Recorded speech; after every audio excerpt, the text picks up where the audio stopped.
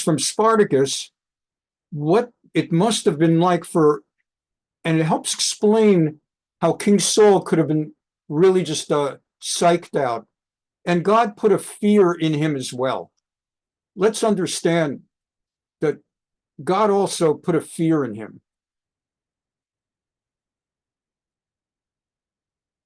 So we continue. Shmuel had died. Saul had banned the Ovot, the people who raised up the ghosts. And we learned, and Saul went to the Gilboa mountain. And as we were showing, he went to the Gilboa mountain, and the Philistines were at Shunem. And then we've learned, and we won't take out the time, that Saul needed to talk to somebody.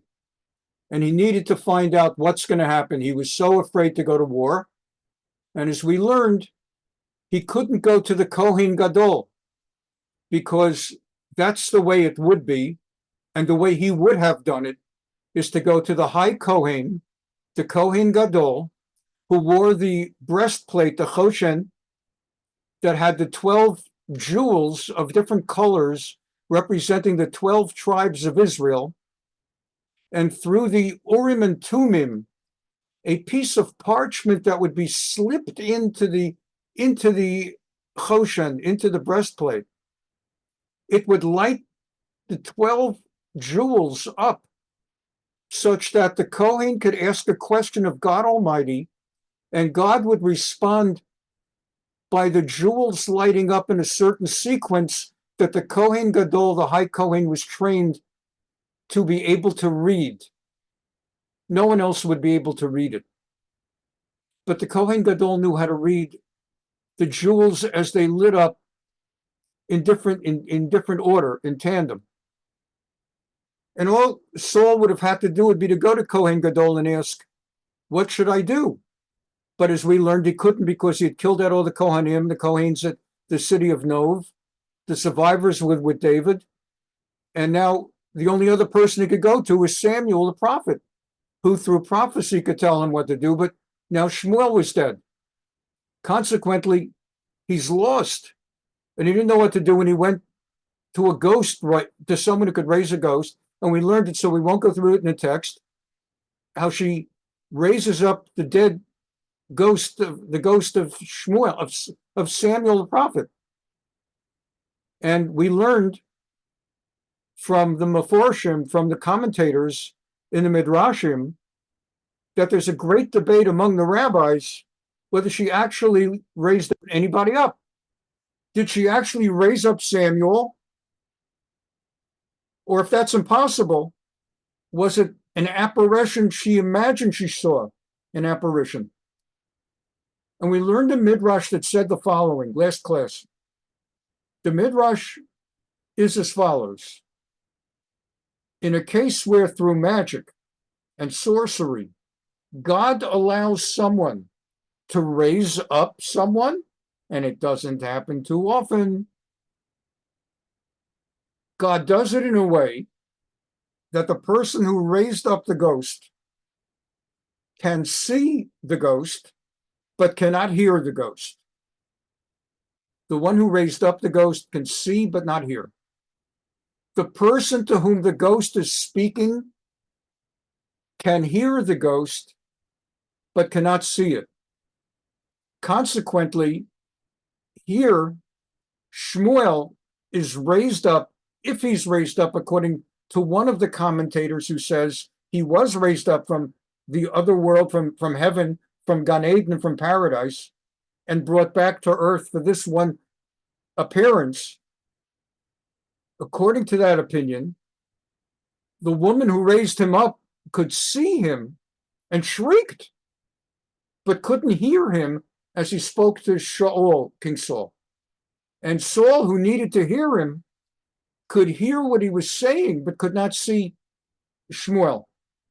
And the two men who accompanied King Saul, his chief of staff, Abner, and Avner's brother, Amasa, since they did not have to hear, nor they did not raise up, they could not see or hear what was going on. So with that midrash, let's go back to this and see how that fits nicely. So she raises up, and then the other opinion is she did not raise up Shmuel. That's impossible. But she was freaked out of her mind. And she was freaked out of her mind. She's got the king of Israel there. And she figured out although he came costumed, she figured out he's the king of Israel by his bearing. I want to very briefly, I don't want to take much time after this. I know we're over, but please bear with me just a little bit. And if you have to leave, you have to leave. Oh, we still have some time anyway. I was a rabbi for 10 years. Then I went to law school. You know the story. I became an attorney. So I became an attorney 14 years after I became a rabbi. That is, I was ordained a Rav. I got smikha. I was a Rav for 10 years. Then 3 years at law school. So that's 13 years since I began, plus a year in Louisville, Kentucky in the clerkship. So it's 14 years. Then I practiced 3 years at this place called Jones Day. So that's 17 years since I started as a Rav. 17 years since I started as a Rav. And then I switched from Jones Day to another law firm. So there was a headhunter, or they prefer to call themselves recruiters, trying to find me a position at another law firm. I was jumping. It's done a lot these days. We make lateral moves for all kinds of reasons. And many of you have even heard some of my stories from Jones Day. But anyway, I went on a job interview. My headhunter, Rick Kolodny, set me up for a job interview. Now, mind you, it's 17 years since I became a Rav. And it's actually 7 years since I've already been a Rav 10 years. So I didn't get the job offer. And he would always talk to me to tell me what went wrong in an interview, to coach me, because he lives off commissions by placing people. So he wants me to get hired. So he tells me what I did wrong to get a job. He says, I spoke to the guy, and here's the problem. He says he was freaked out in the interview because through the entire interview, although you spoke with humility, you looked him in the eye the entire interview. Just said, what's wrong now? What's wrong with looking him in the eye? What should I do? Like in that Seinfeld episode where Kramer ends up with Mel Torme at the end? I mean, what should I do? He said he's not used to interviewing third year associates who have that much self-confidence. Your problem, he says to me, is you were a rabbi for 10 years. You're more mature than he is. You have too much of a charisma, he said to me. You have too much of a charisma. No one wants to hire a third-year associate who's more charismatic than the partner. You've got to figure out how to reshape yourself to be more insecure. So I told him, if I get another 5 job interviews and don't get hired, I'll start getting insecure. What can I tell you? So there's a bearing that I had without even knowing it. I wasn't trying. I just wanted the job. I'm not trying to show him that I'm better than he. So this is what happened with King Saul. He's dressed, he's costumed like a bum, a beggar, but he's got royal bearing. She knew it right away. Beggars don't stand like that. Beggars don't have good grammar. Beggars, the man's a king. He's royalty. And that's how she knew. The rabbis in the Midrash asked, how did she know he was royalty if he was so well costumed? And the answer is, he couldn't hide it. He was too great. So anyway, he says, don't be afraid. I won't execute you. What do you see? The rabbis ask, why does he ask? What does she see? Let him look. He knows what Samuel looks like. As I just taught you, he's the one who needs to hear. He can't see what's happening. he'll only be able to hear. She, on the other hand, will not hear anything going on, but she sees. The woman said, I see a divine being coming up from earth. What does he look like? Because the king can't see it. He's an old man. Well, what does that mean? And he's wrapped in a robe. And we learned last class that Shmuel, the prophet Samuel's mother, would always bring him every year a new robe that she would, I don't know, knit or sew. She would prepare for him as a clothier, and he would, out of respect for his mother and love for his mother, he would always wear a robe, namely the robe his mother brought. So that was his trademark, his robe.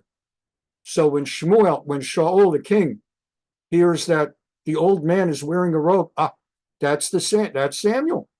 Shaul knew it was Samuel, and he bowed down, though he couldn't see. Shmuel said, why are you bothering me? Why did you disturb me and bring me up? I'm in great trouble. The Philistines are attacking and God has turned away from me. I don't know what to do. And God won't answer me. He no longer answers me. Either by prophets, Samuel, you're dead, or in dreams. So I had to call you to find out what I'm supposed to do. Shmuel said, don't you see? Don't you see? Why do you ask me, seeing that the Lord has turned away from you and has become your adversary? That's your answer. God has answered you. No. Silence. That is God's answer. You're praying to him. He's not communicating back. He always did. That's your answer. And so the Lord has torn the kingship from your hands and given it to David, because you did not obey the Lord and did not execute his wrath upon the Amalekites. And therefore the Lord will deliver the Israelites who are with you into the hands of the Philistines. Tomorrow your sons and you will be dead, will be with me. But the good news, bad news, good news, without being funny now, bad news, you and your sons will be dead tomorrow, killed at battle. The good news, you will be going to paradise, Gan Eden, heaven, for an eternal reward. If you're thinking now, as your whole life is now racing in front of your eyes, are you not going to go to heaven because perhaps how you've been pursuing David to kill him, how you killed all the Kohanim?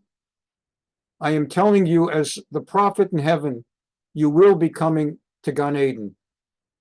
The Lord, unfortunately, will be delivering the Jews into the hands of the Philistines. And Saul accepted the judgment. At once, Saul flung himself on the ground, and he had no strength. And we learned last week he wouldn't eat, and they told him to eat. I want to get in one important midrash before we break for the day. It'll take us a little bit over, maybe. We're doing great on time, given all the disruptions of technology. I want to bring you Midrash Shmuel, the Midrash from Shmuel. I want to bring you a few components of it. And out of respect for time, I'll shoot into English. See, do I have the, I guess I don't have the English. So I'll do the Hebrew. Where was this? 24:4. It should be 24. Okay. Just take a wild shot. See if they have English for you. Nope. Okay. I'll do some of the Hebrew, and then I'm going to shoot over to Vayikra Rabbah. Here we go. So first of all, Vayomer Shmuel Ha'alili Rabban Shel Neviim Ha'alili. Okay. So it starts off that Vatera Ha'ishat Shmuel Vatizak. The woman saw Shmuel and screamed, B'kol Gadol, with a loud scream. Me'echan ha'eta yodat shu sho'ol. So they ask, how did, I just taught you the answer. I'm backing up. I taught you, I gave you the spoilers, but now we're going to see how I knew from the text of Midrash.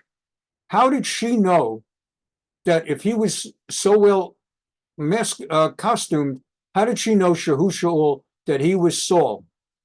Ela lo kashem shehu oleh lehedyot oleh lemelech.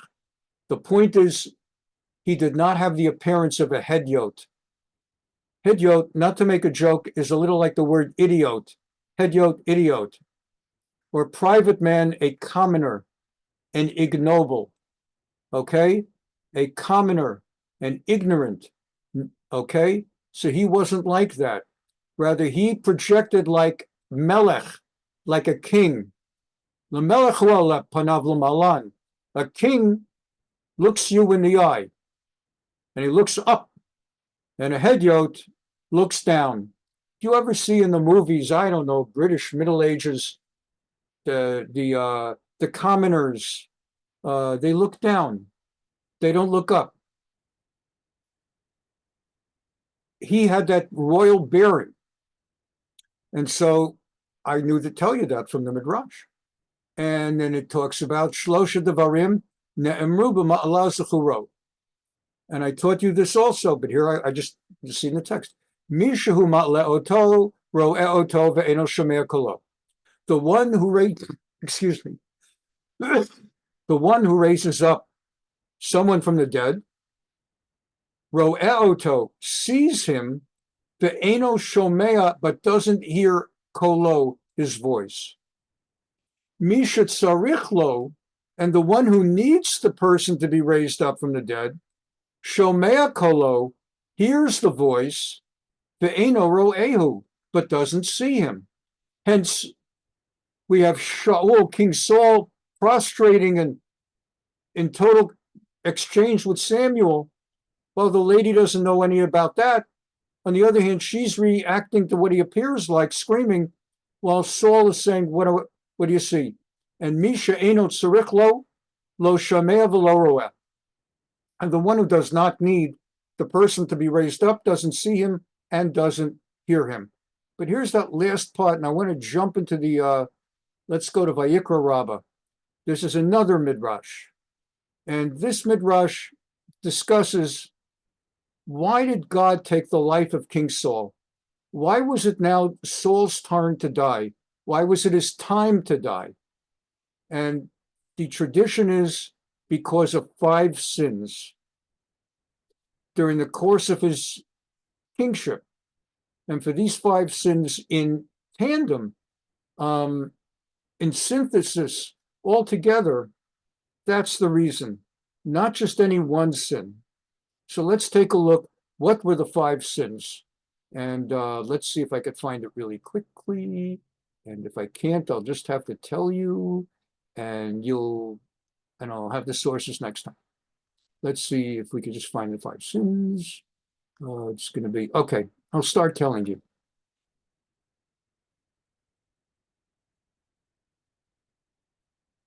Okay, let's see if this is it. Just give me another moment. I will find, just a moment. Let's find it, okay. Otherwise, I had a backup plan in case I couldn't find it. Okay, here we go. First of the 5 sins. First of the 5 sins is in 1 Chronicles, Divrei Hayamim Aleph. In 1 Chronicles, chapter 10, verse 13. Almost no one ever learns the books Divrei Hayamim Aleph and Bet. 1 Chronicles and 2 Chronicles. Those 2 books of the 24 books of Tanakh are chronicles. They restate a lot of the history, like what we're learning right now in the books of Shmuel and the Kings, and it restates a lot of it. And here's the first volume, I'm chapter 10, and it says, by Amat Shaul, in repeating the story we're learning in the book of Samuel, it says, they went to war, and Saul died. B'ma'alo asher ma'al b'Hashem. He transgressed the word of God. He had perpetrated trespass. There you go. He trespassed the word of God in not fulfilling something. Asher lo shomar. He did not fulfill one of God's commands. And that trespass was one of his 5 sins. V'gam lish'ol ba'ov lidrosh. Moreover, he consulted a ghost to seek advice which violated Torah law. That was a second of his 5 sins, and that we're learning right now. In the book of 1 Samuel, which we've been learning for weeks and months, chapter 10, we're at chapter 28. But in chapter 10, which we learned months ago, verse 8, that was at the beginning of King Saul's reign, when he first was emerging, at the very, very beginning, when Samuel was first meeting him and telling him he's going to be the king. You will go to the Gilgal, a location, before Samuel will get there. And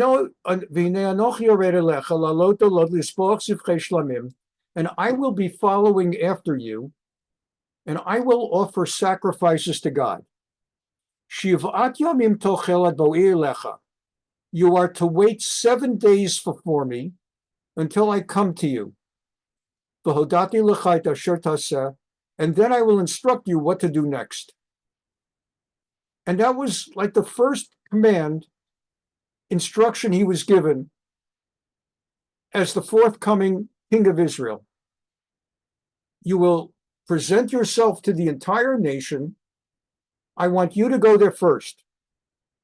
When they see me, I'm going to drown you out. I'm not saying this out of arrogance, God forbid, but because I am Samuel, the prophet of Israel, whom they've always known, my glory and charisma will so occupy the stage that when you show up for me to introduce you, you will seem puny in my presence.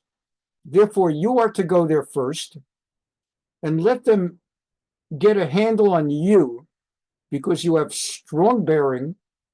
You're very tall, like 6'8", the tallest man in Israel, muscular, strong, handsome.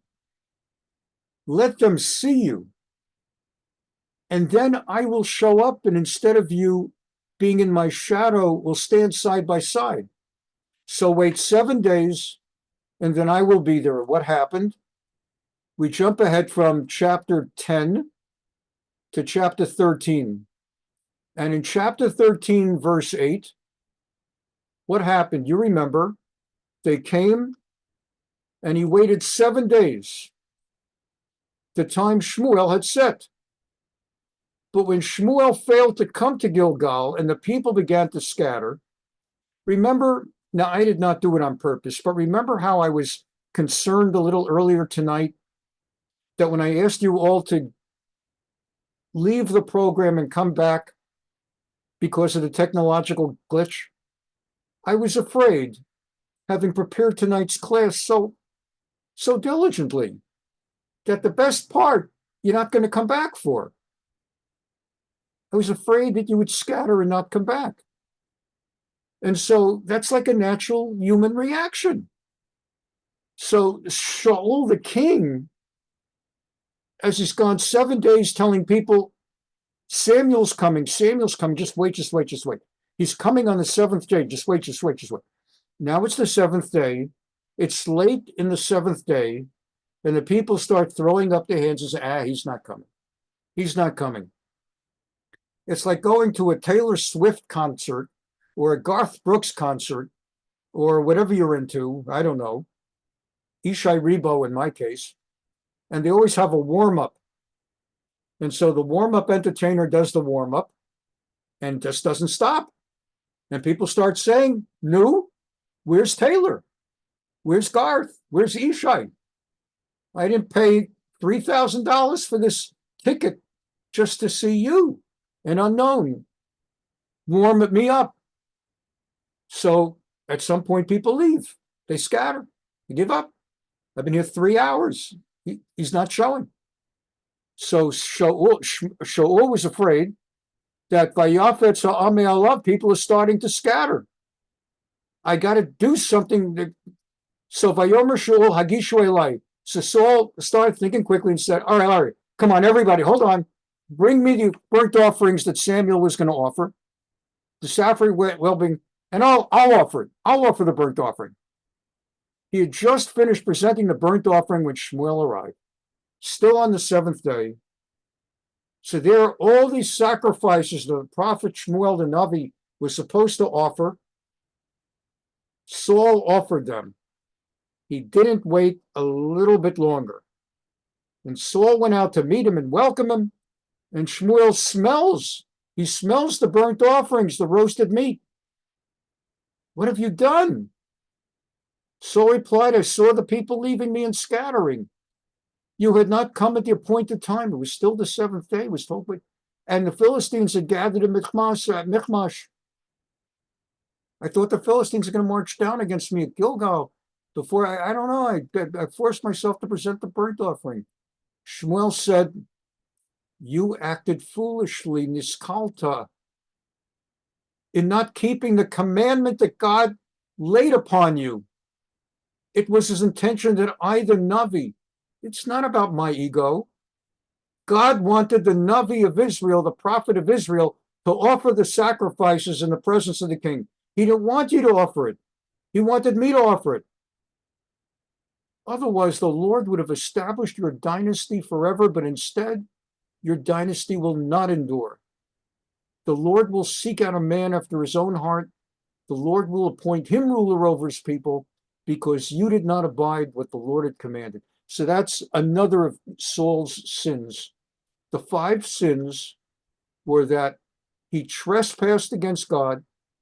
He had someone call up a dead spirit, the ghost of Shmuel, which is forbidden.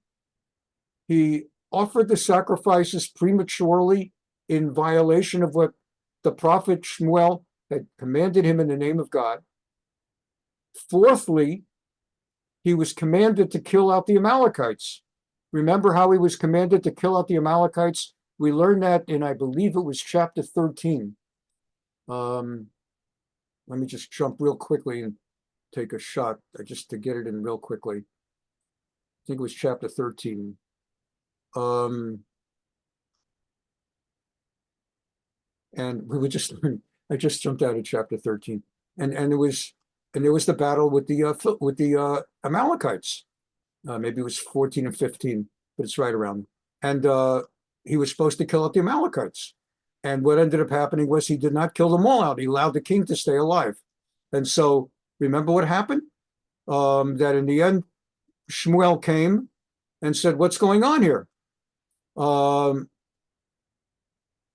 and the troops spared Agag, King Agag, and the best of the sheep, the ox, and the second born. And so God said, the word of God to Shmuel, I regret that I made Saul king, for he's turned away from me and has not carried out my commandments. And Shmuel, who had a personal investment in King Saul, having anointed him, was personally distressed. I anointed this guy. I developed a liking for him. He's my guy. And he entreated the Lord all night long. Please let him be king. And God decided, no, I'm taking it away. He'll serve out his time, but he will not have a dynasty. It will go to someone, and it'll be David. Came morning, Shmuel went to see Saul. Saul went to Carmel, was so happy to see him. And Saul said to him, blessed are you, I have fulfilled the Lord's command. And Shmuel said, so then what is this bleating of sheep in my ears? And I pointed out that he used the word meh.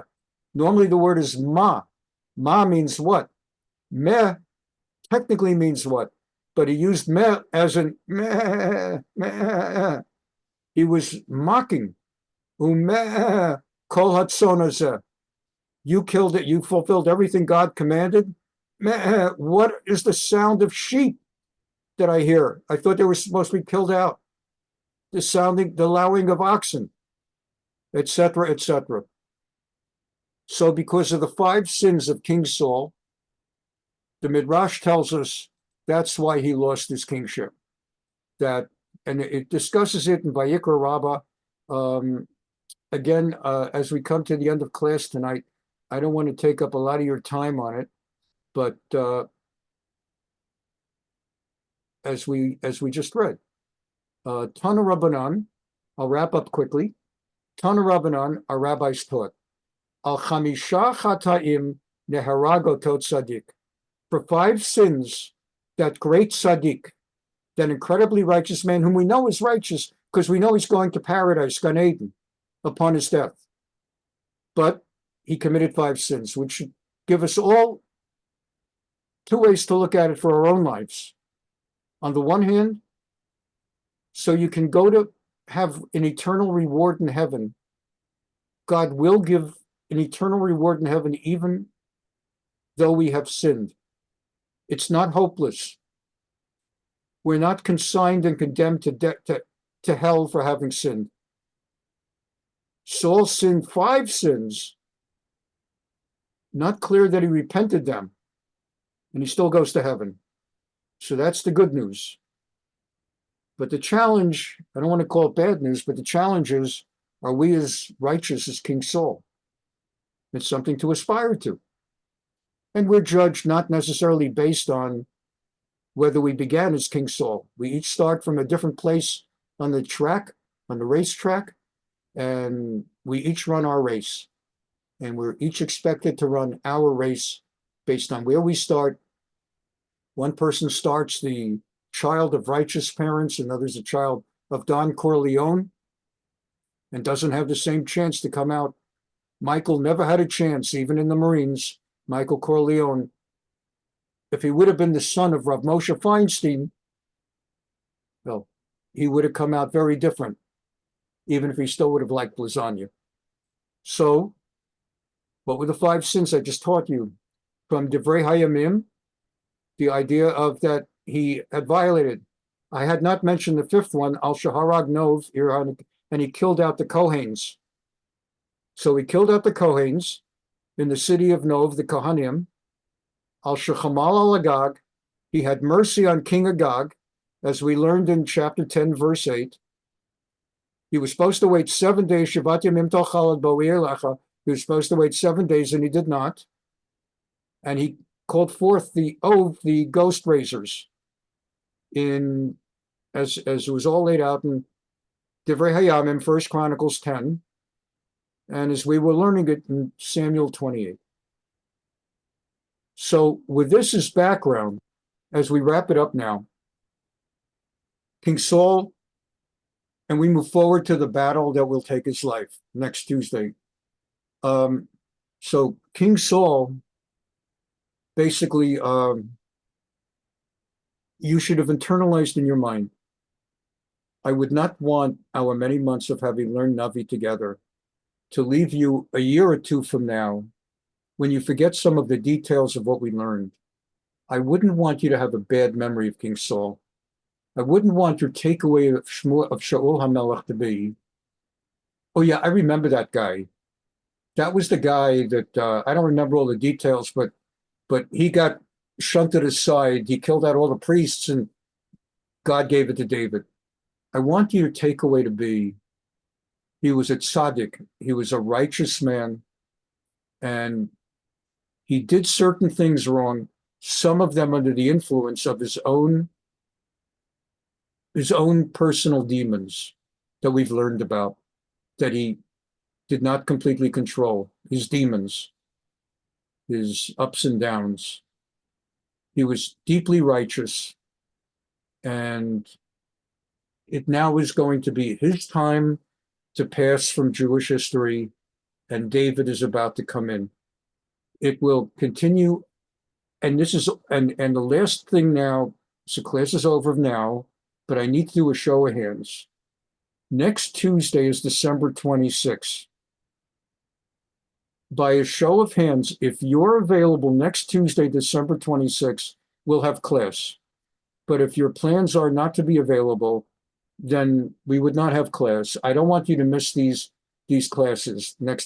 It's the whole lead up to the end of the 1st Samuel and the final. I just don't want you to come and watch a 2-hour, 15-minute movie for 2 hours and 9 minutes with me and to miss the last 6 minutes.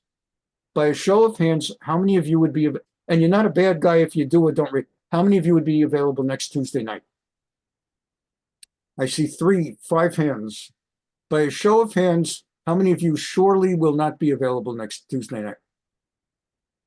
And then I see 1 not certain. So here's what I'm going to do. Email me. I'm going to do a class next Tuesday. And if you cannot be here next Tuesday, send me an email telling me I don't want to send out a recording of the class to the whole shul. Then I've got to start. It's like they haven't seen the first 28 chapters. Then I don't want to get into that. But I will I will record next Tuesday and send a private recording to those of you who are at tonight's class and who send me an email. That way I'll make a list of who I have to send the recording to, the private recording. Thank you very much for being here. And thank you for sticking with the technology glitch. It was such an important class, and I hope it was worth your time.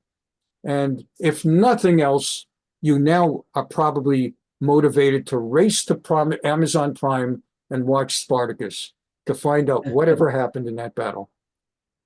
Spoiler alert, the Roman Empire came to an end. But can't say it was at Spartacus's hand. I can't say it wasn't. Lila Tov, and God bless.